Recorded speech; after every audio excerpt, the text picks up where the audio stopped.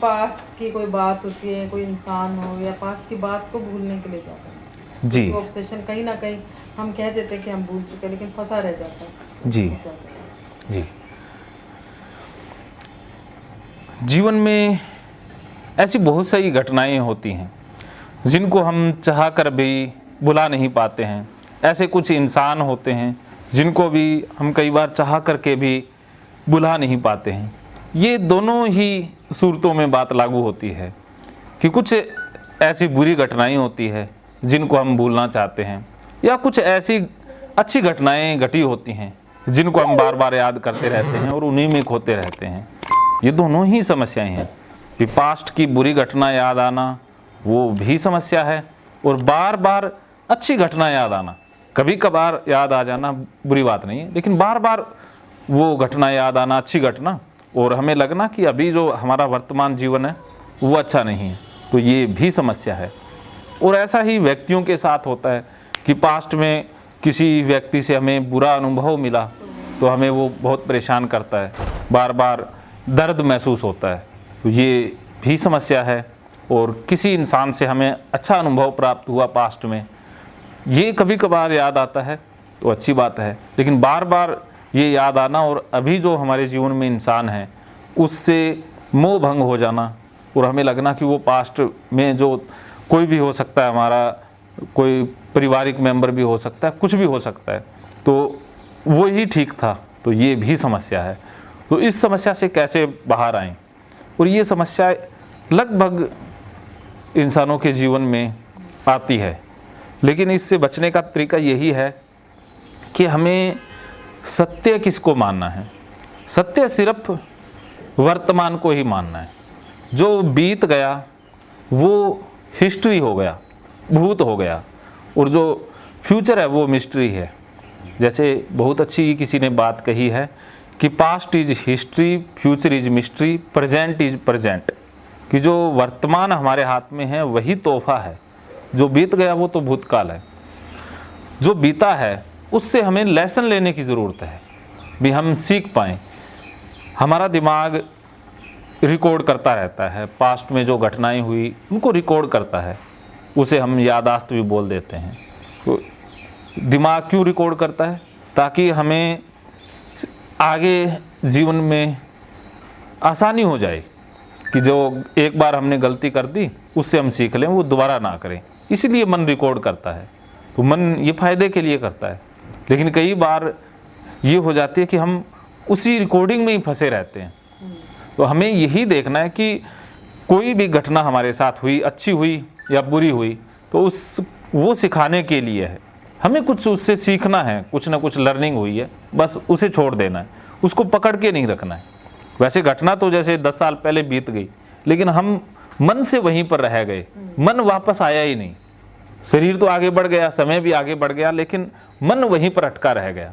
तो हमें अटकाना नहीं है, इसी वक्त में आ जाना है कि जो है इसी वक्त में सत्य है, बाकी जो पीछे छूट गया वो छूट ही गया, वो दोबारा आ ही नहीं सकता। इसका कई बार होता है, मतलब वो अच्छी बातों को भी हम याद करते करते उससे भी स्ट्रेस हो जाता है। हाँ, उससे स्ट्रेस हो जाता है। एक अब ऐसा क्यों नहीं हो रहा, हाँ, अब ऐसा क्यों नहीं हो रहा, यही सवाल हमें फिर ज्यादा, ऐसा क्यों नहीं है। हाँ, हम तुलना करने लग जाते हैं। कंपैरिजन में मेन तो कंपैरिजन ही होता है। हाँ, कंपैरिजन होता है कि जो अभी की घटना है वो बुरी है, पहले की घटनाएं अच्छी थी, तो यहाँ पे भी दिक्कत आती है। अच्छा था, अब बुरा क्यों? हाँ, अब क्यों है, बस ये क्यों ही हमें, पहले बुरा था या अब अच्छा क्यों है? हाँ, कुछ ना कुछ लॉजिक निकालने लगते, बस लॉजिक निकालने लगते हैं ना। ये लॉजिक निकालना ही सबसे बड़ी समस्या है। हमें स्वीकार ही करना होगा, मन से स्वीकार करने का भाव हमारे अंदर हो कि जो इंसान जैसा है वही सत्य है, अभी जो है वही सत्य है, जो पास्ट है वो डिलीट है, उसका हमारे दिमाग के अलावा कहीं कोई अस्तित्व नहीं है। भी जो एक बार समय बीत गया उसके बाद नया ही आएगा, वो दोबारा आ नहीं सकता। अगर मन में दोबारा उसे रिमाइंड करेंगे तो हम उलझ जाएंगे।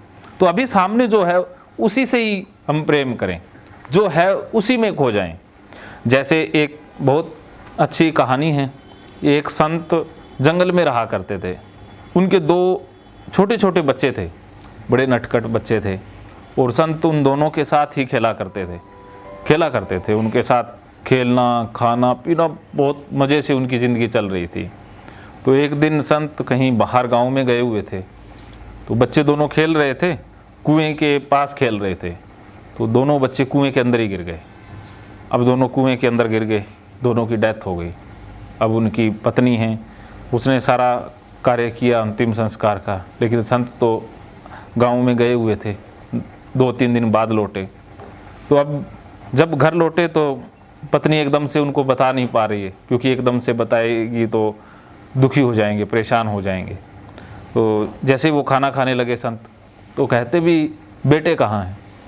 तो उसने झूठ बोल दिया कि वो ना पड़ोस के किसी पड़ोसी के पास गए हैं, वो आ जाएंगे, आप खा लो। तो वो संत कहता मैं तो रोज़ उनके साथ ही खाता हूँ, तो वो आएंगे तब खा लूँगा, मैं इंतज़ार कर लूँगा। तो पत्नी फिर कहती है वो लेट आएंगे, आप खा लो।